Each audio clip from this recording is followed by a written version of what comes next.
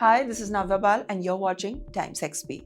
Well, what if I told you that India, the world's fifth largest economy, has a passport rank lower than Rwanda, Ghana, and even Azerbaijan? And that despite more countries are opening their doors for the Indian travelers. But our global mobility has actually fallen. Sounds confusing, right? Let me break down the real story behind India's passport problem. Earlier this year, a video went viral. A traveler influencer frustrated with how hard it was to get to the Europe and to the West by having an Indian passport. Well, neighboring countries like Bhutan, Sri Lanka were far more welcoming. And that frustration wasn't just random. The latest Henley Passport Index placed in India's 85th spot out of 199 countries, 5 places lower than the last year. To put that in a perspective, Singapore is at the number 1 with visa-free access to 193 countries. South Korea at number 2, Japan at number 3, and India, well, visa-free entry to 57 countries. The same as Mauritania, a tiny African nation that shares 85th rank with us. But here's the twist. While India's rank has gone up and down over the years, the number of the countries that has given Indians a visa-free access has actually increased. In 2015, Indians had visa-free access to just 52 countries. In 2023 and 2024, over 60 plus.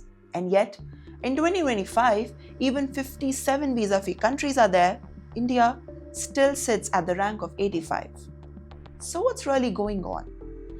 Why is India's rank fallen with an excess improve? Well, the answer is, the world is getting competitive very fast. Countries everywhere are signing new travel agreements, strengthening their partnerships, and even opening their door to the new boost in tourism and also the business. While India made a modest gains, and meanwhile others sprinted ahead. Now I would like to look at China.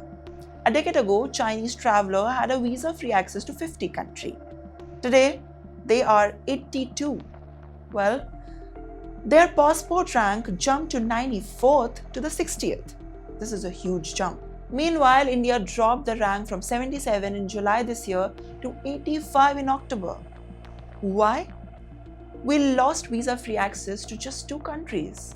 But in a competitive global index, even a small drop pushed you down to the spots that you have ever thought of.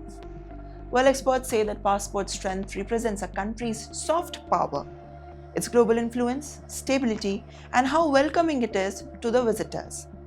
Former Indian Ambassador Aanchal Malhotra explains that the factors like political stability, immigration behavior, and passport security also matters. For example, the United States, with all of its power, fell out to top 10 and now ranks at the 12th. Why? Because of its increasingly inward-looking policies. India has its own image and the challenges. In 1970s, India enjoyed visa-free access to the Western nations. But political movements like Khalistan unrest affected the world's perception and its stability. And even today, high number of Indian citizens are overstaying the visa abroad. That affects the trust in our passport. Well, security issues are added another layer.